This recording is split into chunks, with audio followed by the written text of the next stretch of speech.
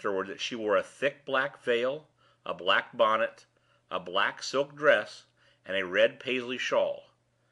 I feel all the importance of your possessing some better means of identifying her than I can give you, but unhappily—" He stopped. Midwinter was leaning eagerly across the table, and Midwinter's hand was laid suddenly on his arm. "Is it possible that you know the woman?" asked Mr. Brock, surprised at the sudden change in his manner. "No." "What have I said, then, that has startled you so?"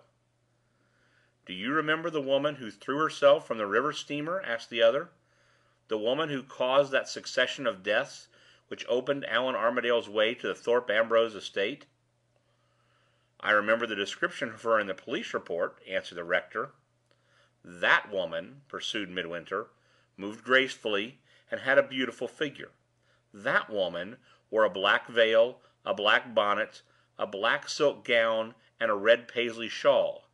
He stopped, released his hold of Mr. Brock's arm, and abruptly resumed his chair. "Can it be the same?" he said to himself in a whisper. "Is there a fatality that follows men in the dark? And is it following us in that woman's footsteps?" If the conjecture was right, the one event in the past which had appeared to be entirely disconnected with the events that had preceded it was, on the contrary, the one missing link which made the chain complete. Mr. Brock's comfortable common sense instinctively denied that startling conclusion.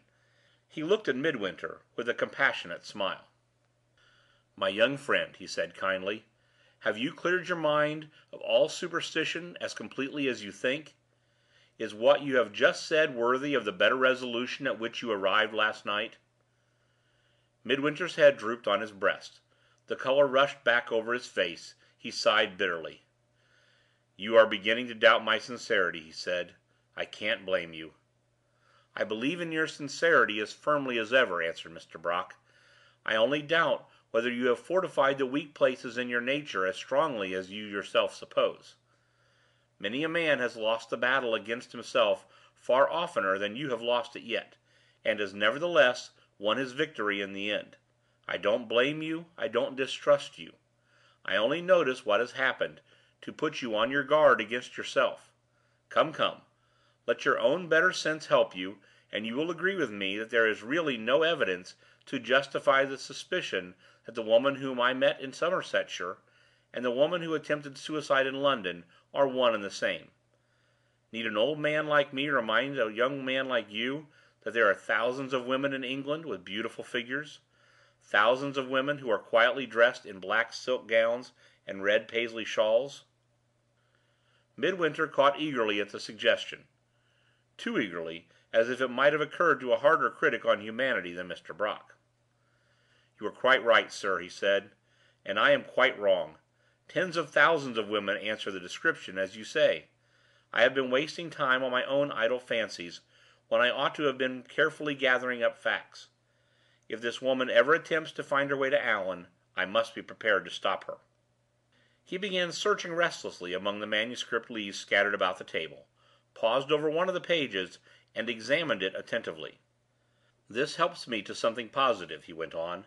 "This helps me to a knowledge of her age. She was 12 at the time of Mrs. Armadale's marriage. Add a year, and bring her to 13. Add Allan's age, 22, and we make her a woman of 35 at the present time. I know her age, and I know that she has her own reasons for being silent about her married life. This is something gained at the outset, and it may lead in time to something more." He looked up brightly again at Mr. Brock. "Am I in the right way now, sir? Am I doing my best to profit by the caution which you have kindly given me?"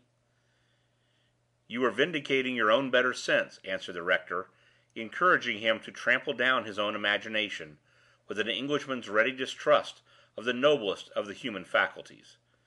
"You are paving the way for your own happier life." "Am I?" said the other thoughtfully. He searched among the papers once more, and stopped at another of the scattered pages. "The ship!" he exclaimed, suddenly, his color changing again, and his manner altering on the instant. "What ship?" asked the rector. "The ship in which the deed was done," Midwinter answered, with the first signs of impatience that he had shown yet, the ship in which my father's murderous hand turned the lock of the cabin door." "What of it?" said Mr. Brock. He appeared not to hear the question. His eyes remained fixed intently on the page that he was reading.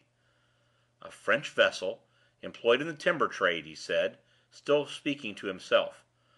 "A French vessel named La Grace de Dieu. If my father's belief had been the right belief, if the fatality had been following me step by step from my father's grave, in one or another of my voyages, I should have fallen in with that ship." He looked up again at Mr. Brock. "I am quite sure about it now," he said. "Those women are two, and not one." Mr. Brock shook his head. "I am glad you have come to that conclusion," he said, "but I wish you had reached it in some other way."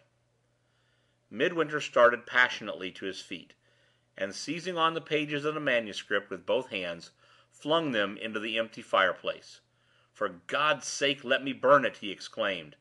"As long as there is a page left I shall read it, and as long as I read it my father gets the better of me in spite of myself." Mr. Brock pointed to the matchbox. In another moment the confession was in flames. When the fire had consumed the last morsel of paper, Midwinter drew a deep breath of relief. "I may say, like Macbeth, 'Why so, being gone, I am a man again!'" he broke out with a feverish gaiety. "You look fatigued, sir, and no wonder," he added, in a lower tone. "I have kept you too long from your rest. I will keep you no longer. Depend on my remembering what you have told me. Depend on my standing between Allan and any enemy, man or woman, who comes near him. Thank you, Mr. Brock. 1,000,000 times thank you. I came into this room the most wretched of living men. I can leave it now as happy as the birds that are singing outside." As he turned to the door, the rays of the rising sun streamed through the window, and touched the heap of ashes lying black in the black fireplace. The sensitive imagination of Midwinter kindled instantly at the sight. "Look!" he said, joyously.